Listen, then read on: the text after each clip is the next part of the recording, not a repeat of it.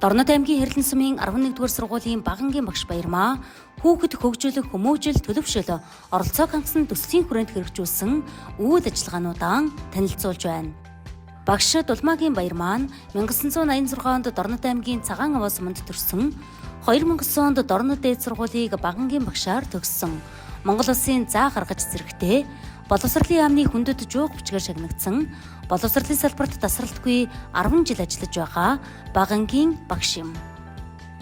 Багш Баярмаагийн хүүхэд хөгжил, хүмүүжил төлөвшөл оролцоог хангасан төслийн хүрээнд хэрэгжүүлсэн үйл ажиллагааны гол зорилго нь багангийн сурагчдыг номтой нөхөрлүүлэх, номонд дуртай болгох, номыг дээдлэн унших дадал олгох, бага насны хүүхдийн сурах арга барилыг нэмэгдүүлэхэд оршино.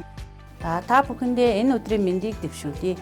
Дорнодын багш 2004 болзот туралдааны 3 дугаар шатнд хүүхдийн хөгжил, хүмүүжил, төлөвшөл, оролцоог хангасан төсөл дарах хэмжээний хүрээнд 2 шалгуурын дагуу дараах ажлуудыг хийж гүйцэтгэлээ. Та бүхэн хөтөлбөр гүйцэтгэл үр дүнгийн тайланг хүлээн авч үзнэ үү?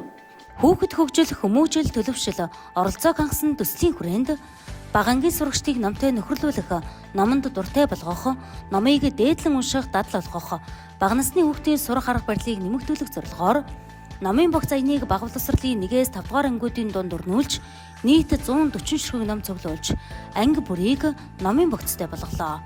Номтой нөхөрлүүлэх, орон зайнаас үл хамааран ном унших, бичих чадварыг нэмэгдүүлэх зорилгоор захим карттай болгох ажлыг эхлүүлж, захимжуулж байна. 1-5 дугаар ангийн сурагчдыг ном унших сонирхлыг төрүүлэх, номтой нөхөрлүүлэх, чөлөөт цагаа зөв боловсон өнгөрүүлэх, явуулын номын сан болон сууж унших тогтой зөөлөн сандлыг анги бүрийн үүдэнд байршууллаа.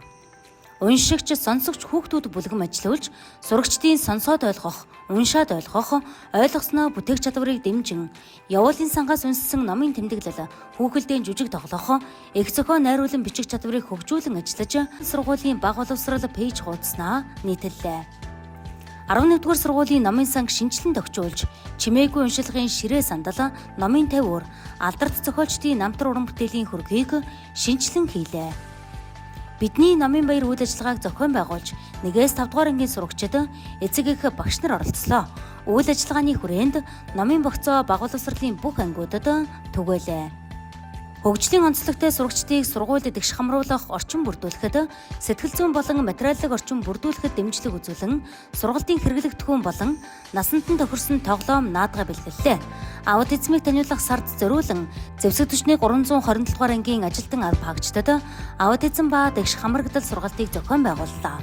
Сургалтын үр дүнд тус ангийн хамт олон тусгай хэрэгцээд боловсролын ангид дэмжлэг үзүүлэхээр боллоо. Багш Баярмаа аливаа ажилд бүтээлчээр хандаж, шинийг наачлан ажилдаг бөгөөд хүүхэд нэг бүрийг хөгжүүлэх ажилд амжилт гаргаж, суралцагчдын хүсэл сонирхол хэрэгцээг судалж, сургалт хүмүүжлийн ажлыг нас бие сэтгэхүй тохируулан хүүхдийг сурах арга барилтай шударах сайн хүн болгон төлөвшүүлэн хөгжүүлдэг бөгөөд удирдсан анги хамт олноо сайн төлөвшүүлдэг өгөөж сайтай багш төдийгүй сургалт хүмүүжлийн ажлыг зохион байгуулдаг.